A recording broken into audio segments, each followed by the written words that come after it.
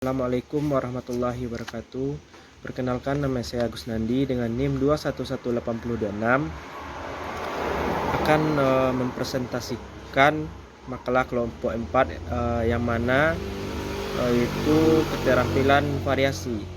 Melanjutkan presentasi dari saudari Fani Elvionita tadi, yaitu pada poin C, komponen-komponen keterampilan variasi.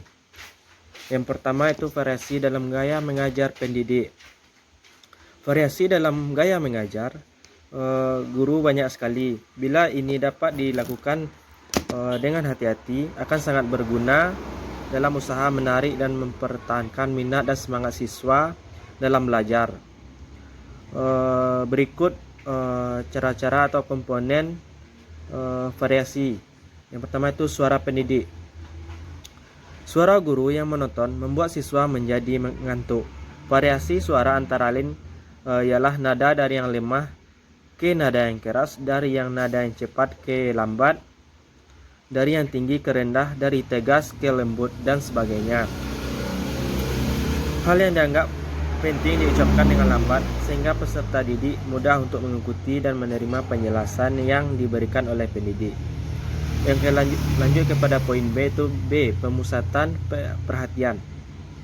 Supaya siswa memperhatikan yang dijelaskan oleh guru, perlu adanya kata-kata pemusatan pada waktu guru sedang menjelaskan. Misalnya, perhatikan baik-baik, awas, ini penting sekali, dengarkan baik-baik, sebab ini sulit dimengerti, dan ungkapan-ungkapan yang lain yang senada seperti itu.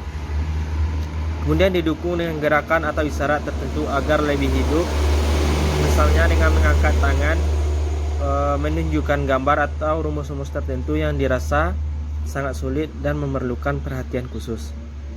Lanjut kepada poin C, yaitu kesenyapan atau diam sebentar. Maksudnya ialah mengadakan diam sejenak pada saat yang tepat, membuat pembicaraan guru menjadi lebih jelas karena ini berfungsi sebagai koma, titik, atau tanda seru yang membagi pelajaran menjadi kelompok-kelompok kecil. Masuk kepada D, yaitu intonasi dan bunyian-bunyian lain. Maksudnya ialah intonasi dan bunyian seperti menanggapi pekerjaan peserta didik dengan kata-kata ah, wah, pintar sekali, disampaikan dengan nada suara. Dengan kata-kata ini akan membuat emosional peserta didik menjadi lebih akrab dengan guru. Lanjut kepada E, yaitu kontak mata.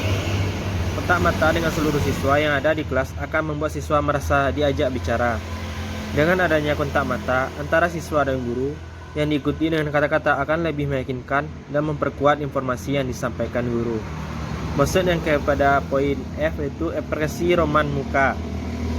Maksudnya di sini adalah ekspresi wajah guru yang merupakan segi yang amat penting dalam komunikasi antara guru dan siswa.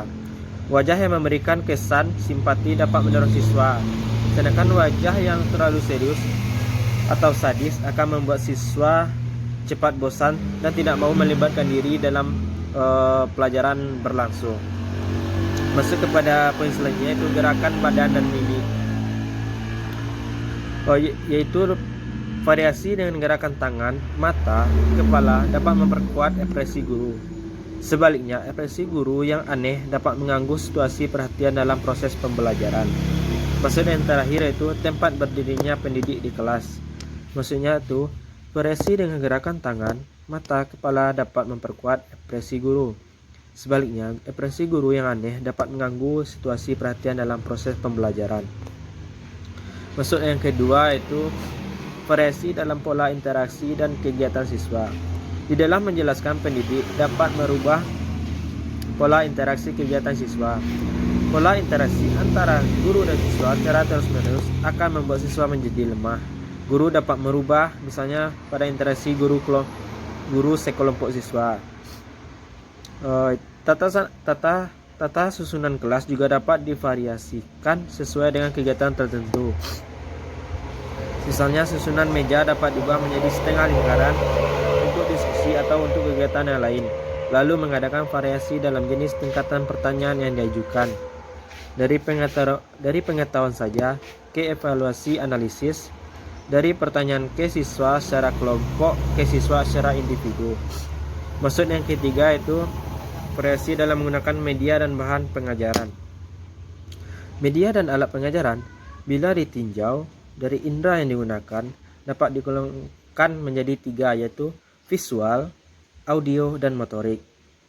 Pertukaran penggunaan dari jenis satu ke jenis yang lain atau dari bermacam alat atau bahan dalam satu komponen mengharuskan anak menyesuaikan alat inderanya sehingga lebih dapat mempertinggi tingkat perhatian siswa. Masuk kepada yang digolongkan tadi yang menjadi visual, yaitu media dan bahan pengajaran yang dapat dilihat dari meliputi benda atau objek sederhana, misalnya benda nyata, grafik, foto, buku, dan sebagainya. Yang B itu audio, yaitu rekaman yang didengar, misalnya hasil rekaman, radio, diskusi, dan sebagainya.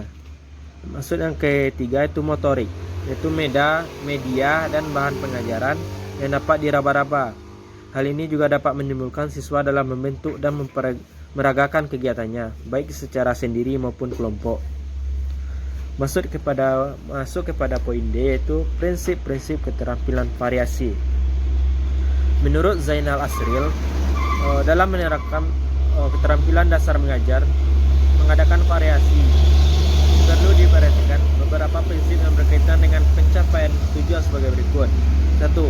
Variasi hendaknya digunakan dengan maksud tertentu, relevan dengan tujuan yang hendak dicapai, sesuai dengan tingkat kemampuan siswa dan hakikat pendidikan.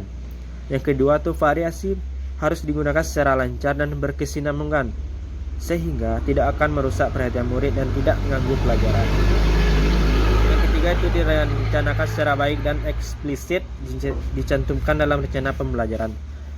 Jadi penggunaan variasi ini harus benar-benar berstruktur dan direncanakan. Akan tetapi apabila diperlukan, komponen keterampilan tersebut dapat digunakan secara luas dan spontan sesuai dengan pengembangan proses dalam belajar mengajar dan balikan siswa selama pelajaran berlangsung. Mungkin hanya itu presentasi dari saya akhiri. Assalamualaikum warahmatullahi wabarakatuh.